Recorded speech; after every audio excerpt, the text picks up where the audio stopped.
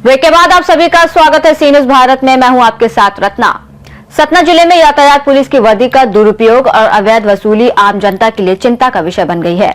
वर्दी की इज्जत और जनता का विश्वास अब आम जनता के खून चूसने का साधन बन गया है। रतहरा जिला रीवा निवासी सत्यप्रकाश त्रिपाठी ने सतना में 8 दिसंबर को घटित घटना की शिकायत सतना पुलिस अधीक्षक और आईजी रीवा के नाम आवेदन देकर की है। उन्होंने बताया कि वो कोठी से सतना लौट रहे थे और तभी बगहा बाईपास पुल के नीचे यातायात पुलिस द्वारा चेकिंग की गई। सत्यप्रकाश के अनुसार 2 पुलिसकर्मियों संजय कुमार और धीरेन्द्र ने उनके पास गाली गलौज करते हुए गाड़ी की चाबी और लाइसेंस मांगा। उनके पास लाइसेंस नहीं होने पर 3000 रुपए का चालान बनाने की धमकी दी गई। पैसे न होने पर उन्होंने 500 रुपए दिए, लेकिन रसीद नहीं दी गई और अशब्द भाषा का प्रयोग करते हुए उन्हें भगा दिया गया। सत्यप्रकाश ने बाद में सतना यातायात डीएसपी से फोन पर शिकायत की और उन्हें आईजी रीवा के पास आवेदन देने की सलाह मिली।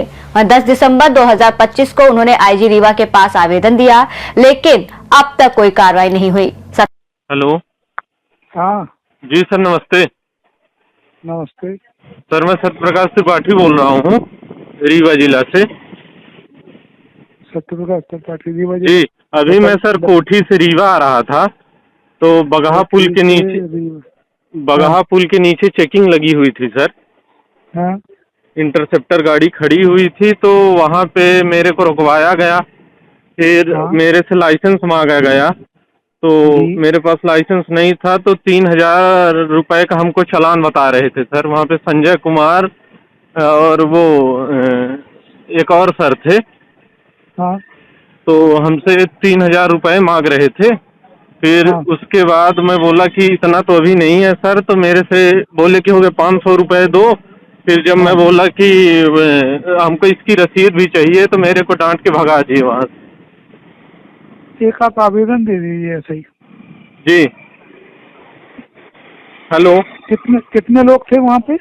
3-4 लोग थे सर। ठीक है, आप आवेदन दे दीजिए ऐसा। जी।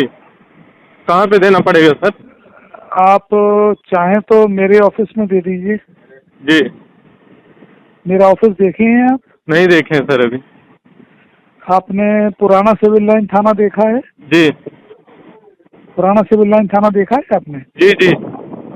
तो पुराना सिविल लाइन थाने में आ जाइए, वहाँ पूछ लीजिएगा जी डीएसपी ट्रैफिक का ऑफिस कहाँ है, वहीं आवेदन लिख के दे दीजिए। जी जी, ठीक सर। ठीक, ओके जी। सतना जिले में ये कोई नया मामला नहीं है। अवैध वसूली के हौसले लगातार बढ़ते जा रहे हैं क्योंकि जिम्मेदार अधिकारियों की ओर से कोई सख्त कार्रवाई नहीं होती। जनता सवाल कर रही है कि क्या वर्दी के पीछे बैठे इन वसूलीबाजों के खिलाफ कोई कार्रवाई होगी।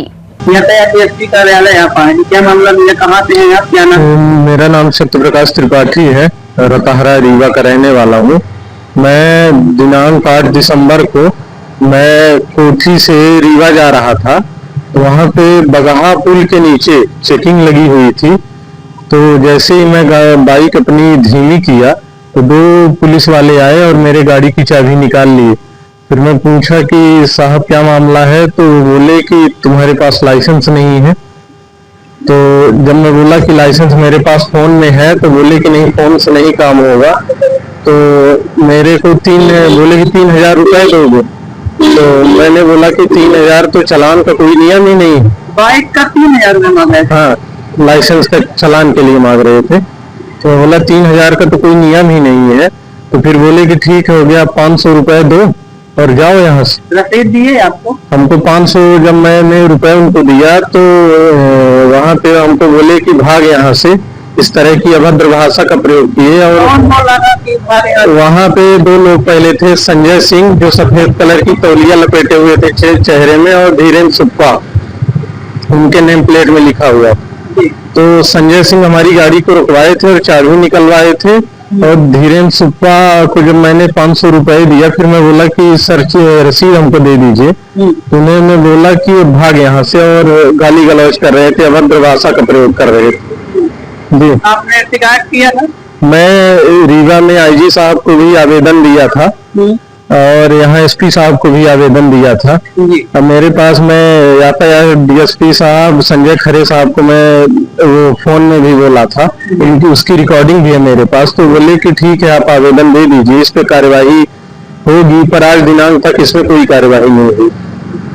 अभी आप डीएसपी साहब से मिलने गए थे? अभी डीएसपी साहब से मिलने गए थे तो बोले कि अभी रात्रि गश्त में थे तो अभी नहीं है, वो शाम को आएंगे। सतना से सी न्यूज संवाददाता बलवीर सोनी की रिपोर्ट।